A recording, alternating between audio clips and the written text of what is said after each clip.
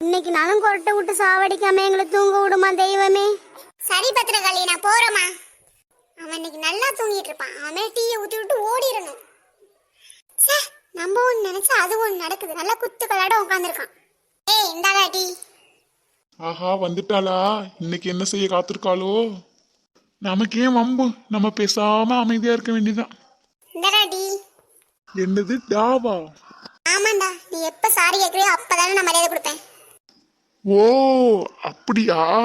டீய கொண்டாங்க பொண்டாட்டி. என்னது பொண்டாட்டியா? ஆமாண்டி பொண்டாட்டி. டீய வச்சுட்டு போடி பொண்டாட்டி, மாமா குடிச்சுக்கிறேன். போடா சகுனா பேபி. சகுனா பேபி என்ன சொல்லிட்டு போடி. சொல்ல முடியாது, போடா.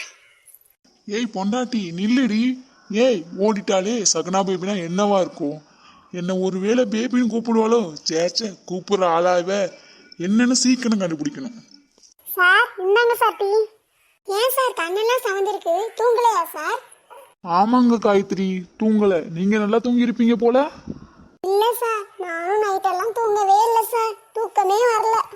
எங்க என்னாச்சு? என்னன்னே தெரியல சார். சார், நான் ஸ்ரேயா மேடத்துக்கு டீ கொடுக்கணும், போறேன் சார். சரிங்க காயத்ரி.